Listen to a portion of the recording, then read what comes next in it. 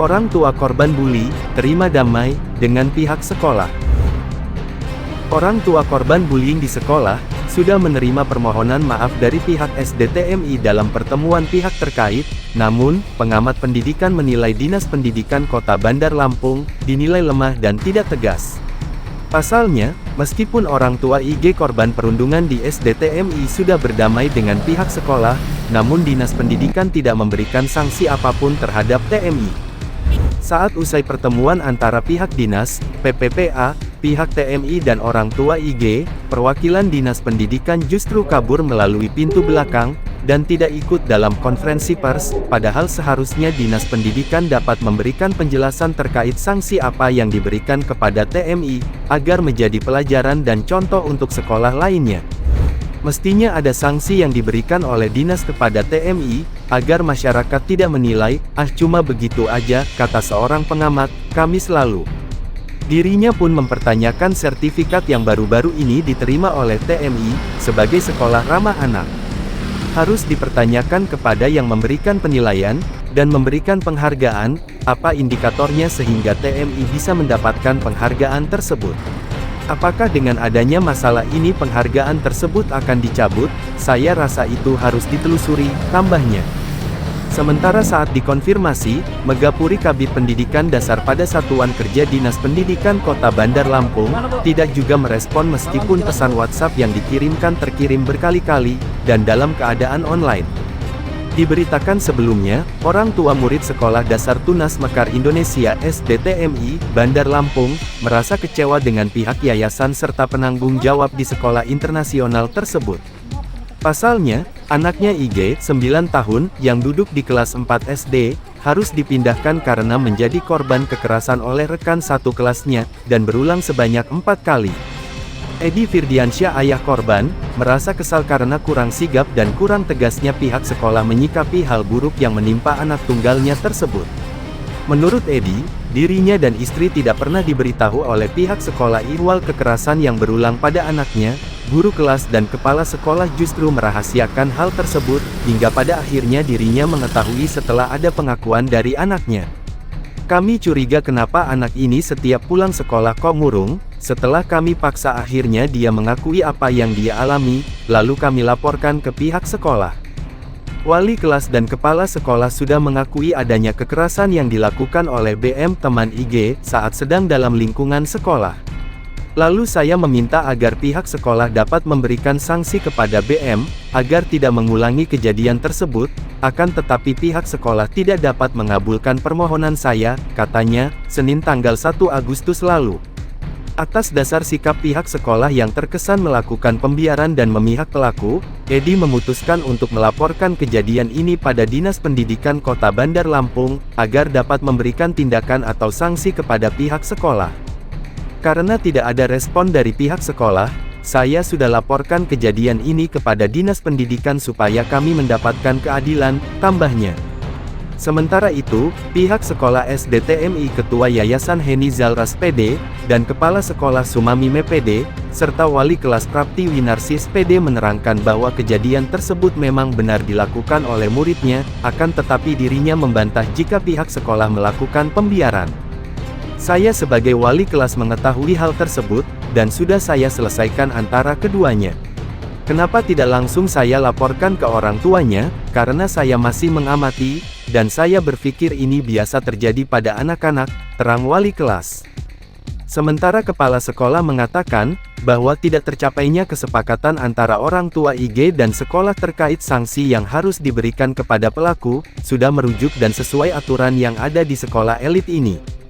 Pasca kejadian berulang, namun kami tidak bisa mengabulkan permintaan orang tua IG, untuk melakukan skorsing selama 1 minggu kepada BM, karena kami anggap ada tahapannya dan ini aturan di sekolah kami, ujar kepala sekolah.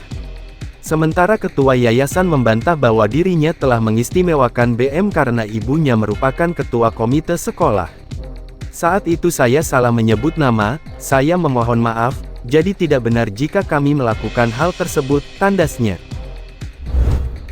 Kami pihak sekolah, saya kepala sekolah, mewakili guru saya, meminta maaf atas kejadian yang terjadi antara Arfa dan Bara, saya minta maaf kepada orang tua, mama dan papa atas kelalaian guru saya, juga kelalaian saya sebagai kepala sekolah. Semoga hal ini tidak terjadi lagi dan ini menjadi pembelajaran buat saya, buat guru saya untuk lebih lagi meningkatkan pengawasan terhadap anak-anak terutama, sehingga anak-anak nyaman untuk bercerita dengan guru saya dan menceritakan apapun yang terjadi sehingga tidak terhambat mengatasi dan menengahi masalah yang terjadi. Jadi itu kalimat yang keluar dari saya. Dan saya mohon maaf kepada teman-teman kenapa saya tidak membalas, karena saya butuh waktu, dan kalau sekarang sudah ramai begini, setidaknya ada satu bahasa yang sama yang teman-teman semua dengar. Semoga ini juga yang terakhir buat PMI. Doakan kami menjadi lebih baik ya teman-teman semua. Kami sudah oke, dan semoga bisa menjawab pertanyaan teman-teman semua. Terima kasih. Ada yang disampaikan? Ya, baik. Saya juga ucapkan terima kasih dan mohon maaf ya, saya juga ada beberapa yang masuk ke handphone saya, telepon, mungkin saya tidak bisa menanggapi satu persatu karena memang ini dalam proses ya. Saya selaku yayasan TNI, dari sekolah TNI, memang dalam hal ini ada kejadian yang membuat tidak nyaman salah satu orang tua, dan kami sudah mohon maaf dan sudah terjadi kesepakatan kami saling memaafkan karena kita sebagai manusia ya pasti ada silap, ada salah ya, kita sudah saling memaafkan ya. Semoga sekolah TNI akan menjadi lebih baik lagi. Kami berbenah diri di sini memperbaiki semuanya. Semoga semua anak yang sekolah di TNI menjadi nyaman ya, karena fokus kami adalah berpihak ke anak. Kami ingin anak-anak kami sekolah nyaman di sini ya. Itu yang dari saya. Terima kasih. Wassalamualaikum warahmatullahi wabarakatuh. Ada pertanyaan Kak? Ke Wali. Assalamualaikum warahmatullahi wabarakatuh. Hari ini kami dipanggil ke TNI dalam rangka untuk dalam rangka TNI meminta maaf kepada kami secara langsung atas apa kejadian masalah yang terjadi. Kami sebagai orang tua dari salah satu wali murid di sini sudah memaafkan TNI, dan mudah-mudahan ini menjadi pembelajaran buat TNI untuk semua. Saya rasa itu aja. Terima kasih. Ada pertanyaan Kak? Kan sudah ada. Pak Firdi. Pak, jadi Ananda akhirnya sekolah di mana sekarang? atau kembali ke negeri seperti apa? Untuk kebaikan yang bersama, anak saya memilih karena ini sesuai dengan pilihan anak saya memilih untuk sekolah di tempat yang lain.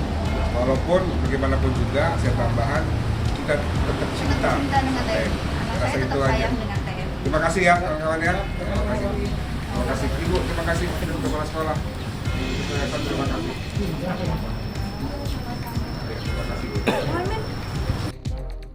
Sebenarnya ini maksudnya pendekatan seperti apa, saya tinggal meningkatkan karena memang kita kan sudah konsen. Jadi satu kelas itu kita kan ada 2 guru. Tinggal mungkin pendekatan begini, bulan Juli ini adalah proses adaptasi buat anak saya terhadap guru baru, dan guru saya juga terhadap anak. Juli ini kan baru ya, keadaan semua kelasnya pindah, teman-teman sebagian ada yang pindah, terus guru baru, wali kelas baru, sehingga mungkin apa belum nyaman terhadap guru baru, dan guru saya juga sedang mencari pola anak ini seperti apa, pola pendekatan seperti apa, pola komunikasi terhadap orang tua seperti apa, sehingga itu yang menjadi miscommunication-nya. Padahal pada saat proses adaptasi ini berjalan dengan baik, maka guru dan anak sama-sama akan tahu bagaimana cara saling berkomunikasi, berperilakunya. Ketika semuanya itu sudah oke, maka akan terjalin sebuah komunikasi yang kayak, oh kalau anaknya murung saya tahu, anak saya pasti ada sesuatu. Nah, kemarin ini kan minggu pertama kejadiannya, sehingga bahwa proses masih mengenali, oh ini apa, itu belum terbangun, sehingga itu yang terjadi. Gitu sih. Kemudian untuk siswa yang diduga melakukan ini, seperti apa tindakan dari sekolah? Memberikan apa sanksinya? Biasanya kita ada pembinaan. Jadi konseling itu menjadi hal biasa di Tunas Mekar, bahwa kejadian, kalau dulu kita menyebutnya kayak mencemooh gitu ya. Ya, bullying ini ya. Verbal gitu ya. Itu pun menjadi hal yang sangat concern buat saya, buat sekolah saya, buat semua TMI baik dari TK, SD, SMP dan SMA. Jadi kita akan telusuri panjang kok. Kalau anak-anak biasanya kenapa dia bisa membuli dan mengeluarkan kata-kata? Pasti ada faktor lingkungannya.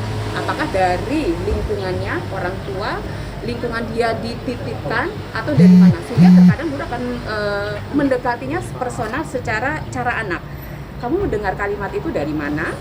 Kamu tahu artinya atau tidak? Itu sih. Jadi tetap akan sebuah komunikasi yang intens, bahwa kami akan memperlakukan anak-anak sesuai ini dan kami telusuri dia dapat dari mana dan prevennya, sehingga kayak oh nah ini tidak baik, kedepannya kamu harus bagaimana. Untuk Oke, terima kasih semuanya.